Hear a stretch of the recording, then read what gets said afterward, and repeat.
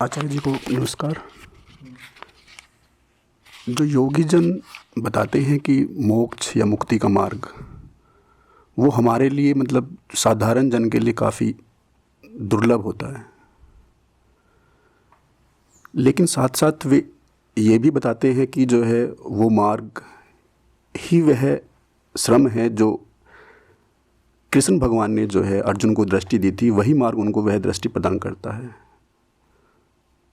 लेकिन वह बहुत संकरा मार्ग है, तो क्या कुछ साधारण मार्ग हो सकता है, सुलभ मार्ग? कृष्ण ने अर्जुन को दृष्टि यूं ही नहीं प्रदान कर दी थी। अर्जुन ने कई तरीकों से अपनी पात्रता का परिचय दिया था।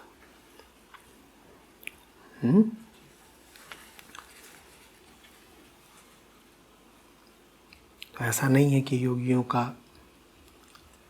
मार्ग संकीर्ण या सकरा होता है और कोई दूसरा मार्ग होता है जो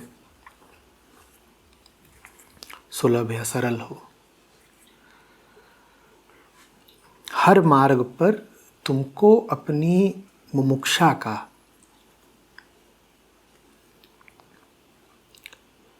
अपनी आतुरता का परिचय देना ही पड़ता है, उसके अलावा कोई रास्ता नहीं है।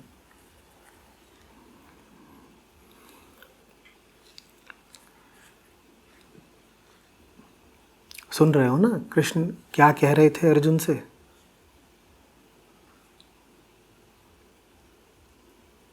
अर्जुन होना आसान बात नहीं है। अर्जुन होने का अर्थ होता है ये उपदेश ग्रहण करना कि मोह पर बाण चला दो।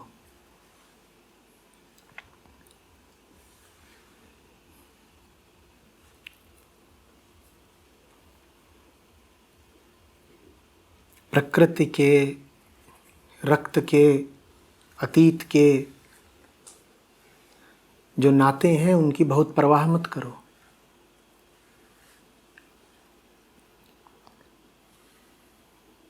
अर्जुन तो पीछे हटने को तैयार हो रहा था।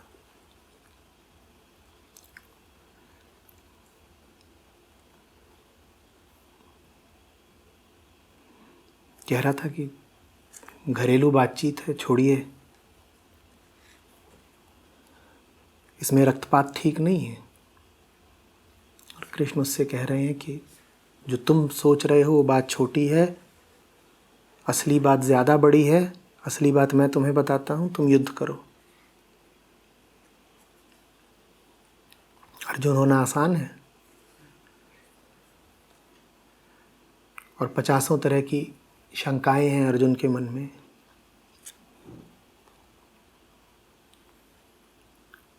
एक शंका ये तक उठी उसे बीच में कि कृष्ण कहीं उसे भ्रमित तो नहीं कर रहे। हम तो दुनिया देख कर चलते हैं, तुम्हें क्या लगता है कृष्ण सामने खड़े हैं, बोल रहे हैं, अर्जुन को क्या ये शंका नहीं उठी होगी कि और तो कोई इनकी बात नहीं सुन रहा, नहीं किसी और को पकड़ करके ये उपदेश दे रहे हैं।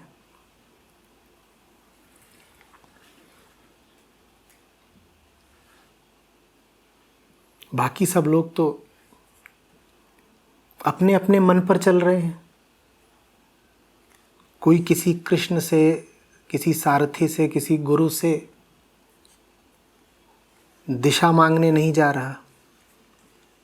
मैं ही क्यों सुन रहा हूं इनकी?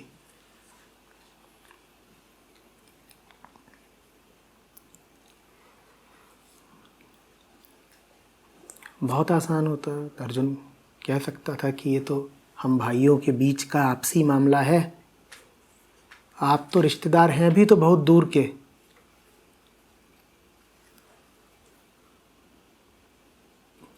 हम सुलझा लेंगे। और आप अगर सलाह कोई देना चाहते हो तो समझौते की दें, हमें प्रेम बढ़े, भाईचारा बढ़े, इसकी सलाह दें। लड़ाई झगड़े की बात ना करें कृपया।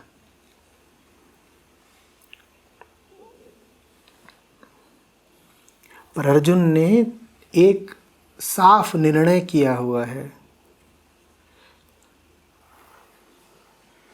कि मोह पर और शरीर के अतीत के संबंधों पर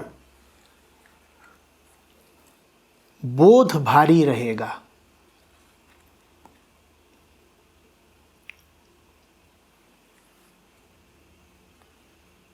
कृष्ण जब बात कर रहे हैं अर्जुन से तो उसके लिए कृष्ण ही सर्वोपरि हैं। वो ये नहीं कह रहा कि जाऊं जरा अपने बड़े भैया से तो पूछा हूं, वो भी धर्मराज कहलाते हैं।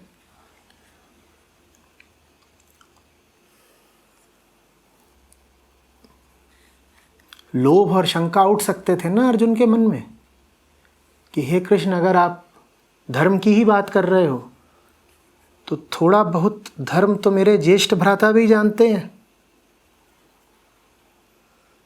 मैं आपकी बातों का ज़रा सत्यापन, वेरिफिकेशन तो करा लूँ उनसे, क्योंकि आप बहुत बहुत खतरनाक कह रहे हो। आप कह रहे हो कि पितामह को मार दो, आप कह रहे हो कि अपने गुरु को मार दो, आप कह रहे हो कि अपने भ्राताओं को मार दो। तो मैं ज़रा थोड़ी बहुत रायशुमारी कर लूँ। इधर मेरे और भी लोग खड़े हैं, उनकी सहमति भी ले लूँ। अर्जुन किसी की नहीं सुन रहा। आसान नहीं है अर्जुन हो जाना।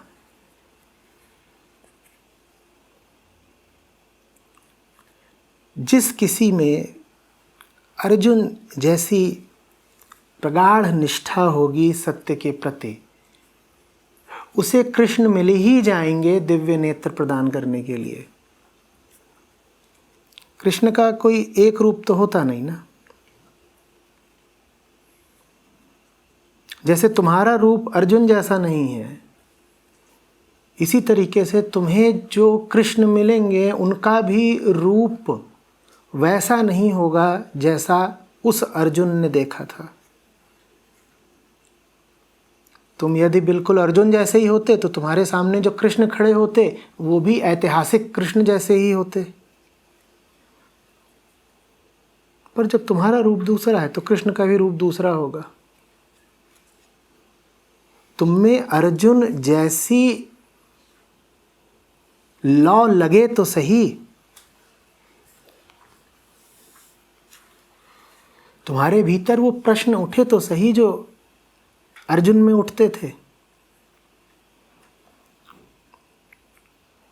यही रास्ता होता है। बाकी सारी बातें संयोगिक होती हैं।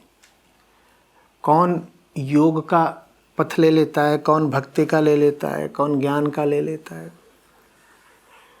पथ इत्यादि, ये सब संयोगिक बातें हैं। वो सब घटनाएं घट जाती हैं जैसे घटनी होती हैं। मूल बात दूसरी है। केंद्रीय बात है मुक्ति की, बोध की तुम्हारी अभीप्सा। वो अगर है तो फिर कुछ ना कुछ हो जाएगा। कैसे होगा ये कोई निश्चित नहीं होता, पहले से बताया नहीं जा सकता। किसी ना किसी तरीके से कुछ हो ही जाता है। जिसे चाहिए वो खोज ही लेता है, या कह सकते हो कि जिसे चाहिए उसे मिल ही जाता है। चाह मूल है।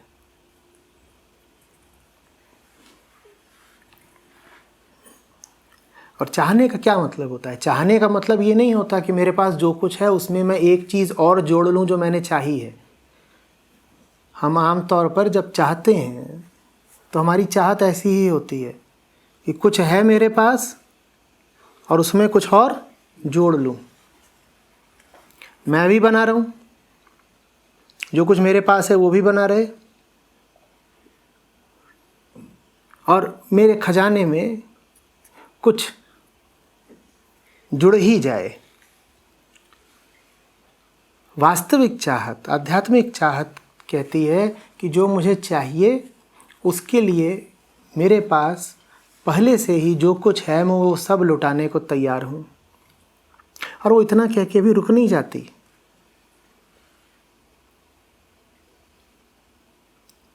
पहली बात तो ये कि जो मुझे चाहिए वो मुझे इतना प्यारा है कि उसके लिए मेरे पास जो कुछ है मैं वो सब कुछ छोड़ देने को तैयार हूँ, बस बदले में वो बहुमूल्य चीज़ मिलनी चाहिए। और इतने पर भी अगर वो चीज़ ना मिल रही हो तो मैं उस चीज़ को पाने के लिए अपने आप को भी छोड़ देने को तैयार हूँ। समझना बात को। जो कुछ तुम्हें चाहिए अगर तुम्हें नहीं मिल रहा तो इसीलिए नहीं मिल रहा होगा ना क्योंकि तुम में कोई खोट होगी। तुम्हें जो चाहिए अगर तुम्हें नहीं मिल रहा इसका मतलब तुम कुपात्र हो, तुम में ही कोई खोट है इसीलिए मिल नहीं रहा। तो वास्तविक चाहत का मतलब होता है कि जो मुझे चाहिए वो इतना प्यारा है मुझे कि अगर उसको पाने की राह में मैं ही बाधा हूं तो मैं ही खुद को छोड़ दूंगा।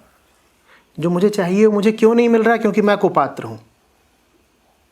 मैं कुपात्र हूं तो फिर किसको जाना होगा? किसको खत्म होना होगा? मुझे खत्म होना होगा। जो चाहिए वो तो चाहिए ही, मैं अगर उसके लायक नहीं हूं तो मुझे खत्म होना होगा।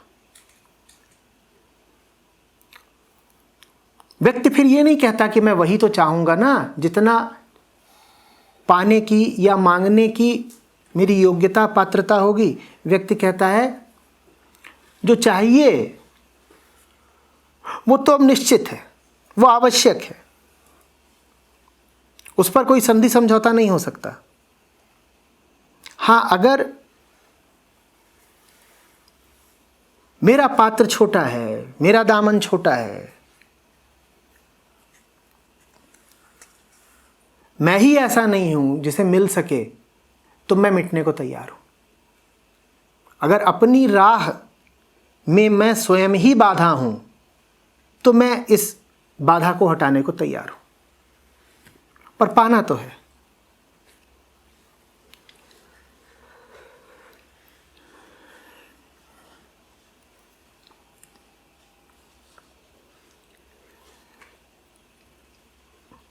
देखो, हमारे भीतर दोनों तत्व मौजूद हैं। हमारे भीतर जो कुछ भी स्थूल है वो समायोजित होना जानता है, वो एडजस्टमेंट में प्रवीण होता है। और हमारे भीतर जो कुछ सूक्ष्म है, और जितना ज़्यादा सूक्ष्म है वो उतना ज़्यादा विद्रोही होता है। वो समायोजन नहीं कर सकता, क्योंकि अधूरा अधूरे को समायोजित कर सकता है। जो पूरा है वो बेचारा समायोजित कैसे करेगा? इसमें आधा पानी भरा हो तो इसमें आप आधा तेल मिला सकते हैं। अधूरे ने अधूरे को समायोजित कर लिया, दोनों ने समझौता कर लिया। मैं तो आधा था ही, आधे में तू आ जा। पर जो पूरा है वो एक बूंद भी किसी प्रकार का अतिक्रमण बर्दाश्त नहीं करता।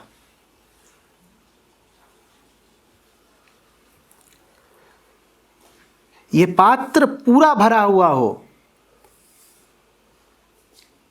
तो ये एक बूंद भी कुछ ऐसा स्वीकार नहीं करेगा जो अतिरिक्त हो। अतिरिक्त माने अनावश्यक। ये विद्रोह कर देगा, और इसका विद्रोह अभिव्यक्त होगा पात्र के छलक जाने में। हमने स्वीकार नहीं किया, ये विद्रोह है, अस्वीकार है। तुम कुछ लेकर के आए, हमने उसे स्वीकार नहीं किया। जो तुम लेकर के आए उसे छलकना पड़ेगा, और जो तुम लेकर के आए हो उसको ही छलकना पड़ेगा, क्योंकि जो तुम लेकर के आए हो वो हमारे लिए विजातीय है। जो तुम लेकर के आए हो उसकी हमसे कोई संधि नहीं हो सकती। हम पानी है, जो तुम लेके आए हो वो तेल है। पानी पर तेल डालोगे, तेल ही बाहर छलकेगा।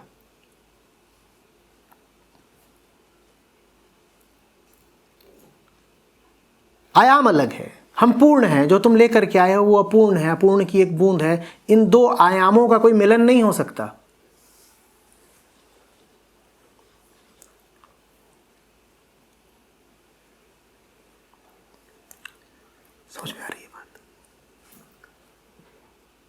तो ये दो तल सब में मौजूद होते हैं। एक स्थूल तल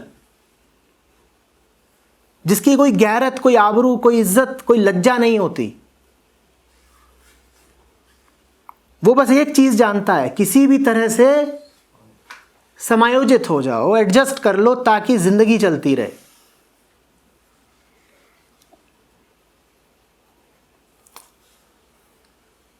पशुता उसकी प्रकृति है। जैसे कि पशु को आप डांट भी दो, 2-4 बार लात भी मार दो, उसके बाद भी आप उसे रोटी डालोगे तो खा लेगा। वो पशु हम में भी मौजूद है, जिसके पास जीने के लिए कोई ऊंचा केंद्र नहीं होता। उसके पास जीने का एक ही केंद्र होता है, जिए जाओ।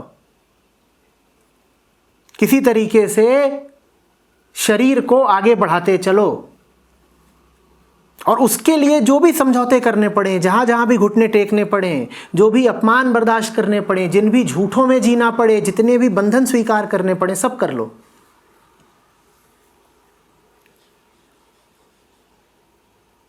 कि जैसे 2 रोटी के लिए कुत्ता।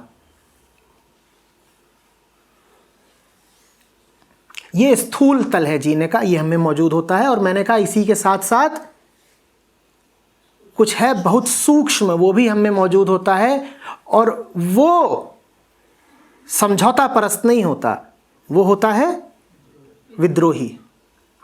अब ये तुम पर है कि तुम इन दोनों तलों में से किस तल पर जीना चाहते हो।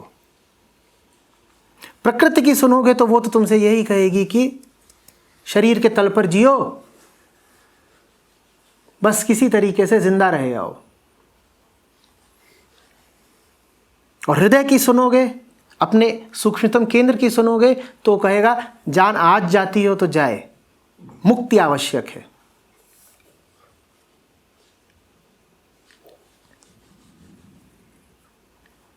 अगर मुक्ति शारीरिक प्राणोत्सर्जन की कीमत पर ही मिलता है तो मैं प्राणों का भी उत्सर्जन करने को तैयार हूं।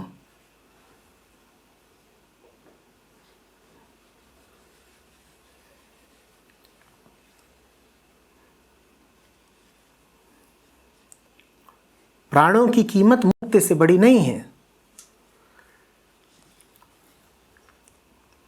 आप इस सूक्ष्मतम बोध में भी जी सकते हैं कि प्राण भी मुक्ति से बड़े नहीं, और आप इस धारणा में भी जी सकते हैं कि जान है तो जहान है।